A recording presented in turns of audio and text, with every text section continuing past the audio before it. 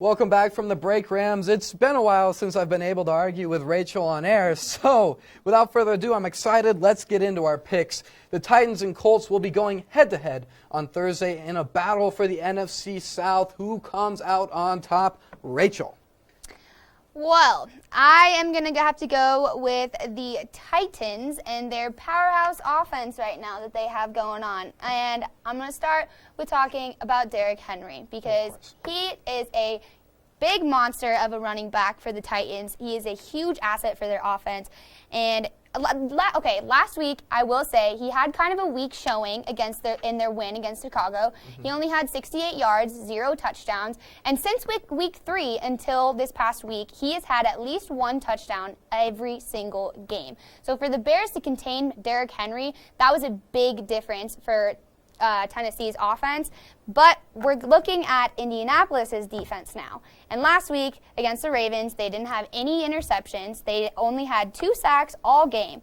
But they're also the number 3 run defense in the league right now. And for Derrick Henry to go up against a line like that, it's going to be a little different, but he's stiff-arming left and right. He is one of the scariest running backs I have yet to see, and I think that he's going to be able to break down that line. Well, Derrick Henry is absolutely due. I'm picking the Titans, of course. Derrick Henry is super due. He's had a tough past couple weeks, like you mentioned, but the true anime villain of football is not going to stay down for long. But also, I want to talk about Philip Rivers. I know this is going to hurt a little bit. I was waiting for this one. The old love of your life, Philip Rivers. Oh, okay. But I mean, he's not the quarterback that he used to be, and this Indianapolis Colts offense struggled. I think in like the third quarter this week, they had 1 yard in a whole quarter. Like, I mean, give me a break. Philip Lindsay has 9 times as many kids as they did yards in that third quarter. And here, Philip Rivers. Now let's move into the Philip Rivers. That's what I meant. Now let's move into the Titans' defense. That's Desmond King taking in a 63-yard. That one hurt. 63-yard fumble return. That one hurt. Tell him why. Well, because the Chargers traded him literally days before this for only a pick in the draft. First of all, they got pretty much nothing out of this.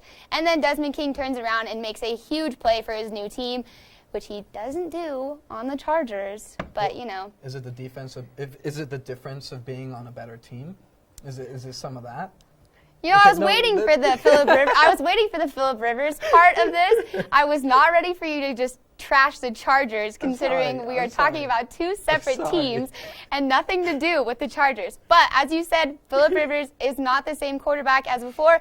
I kind of think he is the same quarterback as he has been. He has been in a decline for a long time, and it makes me really sad to say, but I do love the guy, and it's really hard to see my Chargers losing all the time, and to see him having a better record on the Colts than he did with the Chargers in a long time.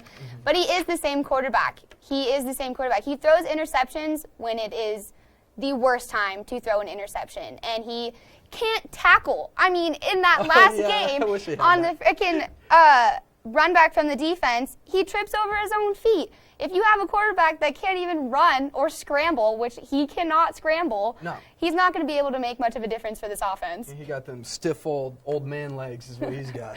I mean, having 9 kids and being that old is definitely going to make the difference. So, yeah. Kids.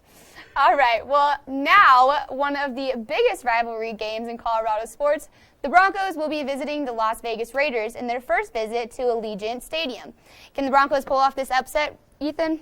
Well, now, you see, if you get to play the homer role every week, it's about darn time I do, too. We're going Broncos, baby. We're going Broncos. Now, if the Broncos, they play like a playoff team in the fourth quarter every single game. I mean, or the past 2 games at the very least. The past 2 games, the one that they beat the Chargers in, and then the one that they lost this week. I didn't mean that to be. No, I know. That it's okay. Continue. Just an example. I know. It's okay. But in the past 2 games, the Broncos are outscoring their opponents 42-12 in the fourth quarter.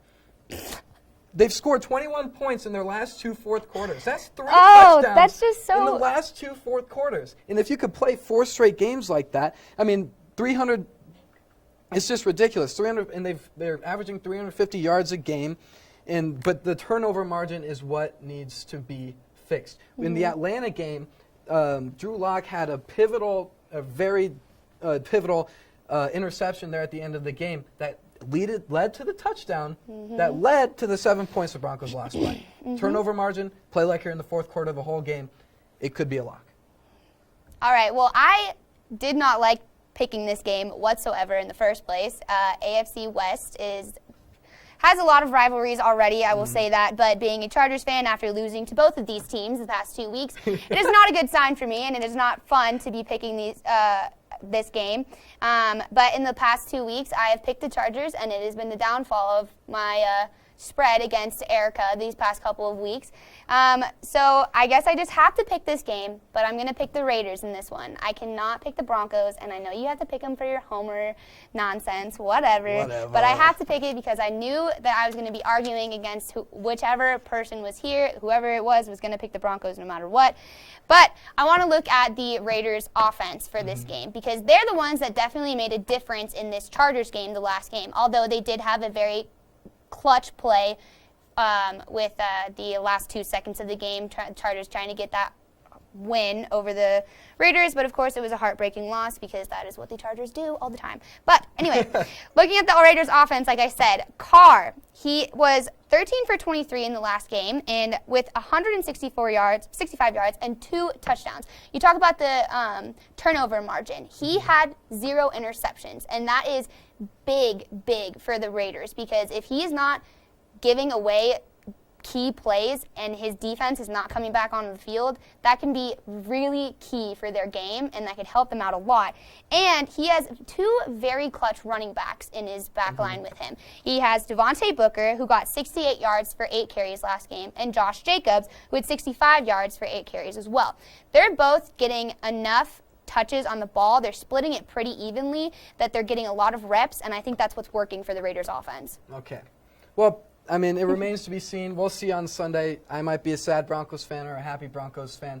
At least I'm not a Chargers fan. Join the club. And lastly, we got the Rams taking on the Boise State Broncos, who were knocked out of the top 25 by BYU on Saturday.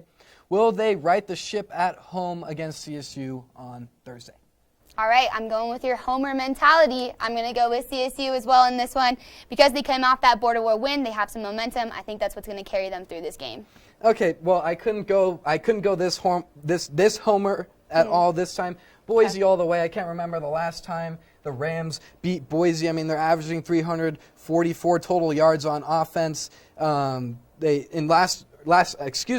time the Rams played them, they gave up 344 yards, and this is just about the same defense that the Rams fielded last year. The Rams also had no takeaways that game, but we gave up 2 INTs. And what decides football games more than anything else is turnover margin. Yes, the Rams had a great turnover margin this last game, but against a much better Boise State team and a much better Boise State offense, I'm sorry, but, as the Rams, I don't see them having any chance on Thursday. So you're going to pick Boise this week. Okay, Interesting. Kind of surprised on that, especially because you just talked about Dante Wright being back in the mix, and you have Trey McBride, who is always clutch for the Rams.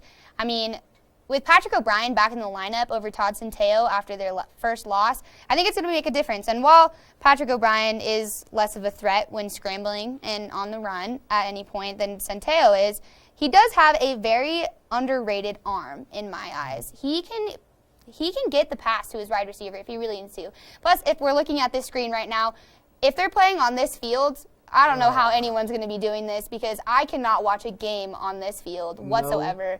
I don't know how they even play on this field. Absolutely. I mean, like the last the Border War, those flashing lights were giving me a headache. Watching a game on the blue field would give me a headache as well. Absolutely.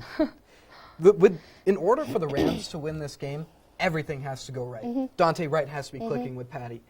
Trey McBride has to be clicking with Patty. The whole offensive line has to be solid because Boise State, there's a reason Boise State has been the best team in the Mountain West for the past 5 or 6 years. It's because they are the best, and they're well coached, they're efficient. They got smacked by BYU, but BYU is also the ninth seed in the nation, and the Mountain West, frankly, does not really stack up against these big teams like that. Yeah, well, I mean, you talk about last year in comparison to this year, and you talked about how the Rams definitely had a bigger turnover margin this past game, especially in the border war. And it is the same defense. I agree with that. But it's different because they have a new coaching staff and they have more momentum because of this last border war game. And you never know. They still played pretty much the same as they did the last border war game against Wyoming. They just had better defense and were more clutch than they were in the last year's game. So you never know. I mean, I didn't really honestly think that the Rams were going to win the border war, so we'll see. I picked them, and I still didn't even believe in myself. So seems to be the theme of every week, but it's fine. All right, well, Rams, that is all the time that we have for tonight. You can follow us at sports_CTV on Instagram and Twitter to stay updated on all things CSU sports.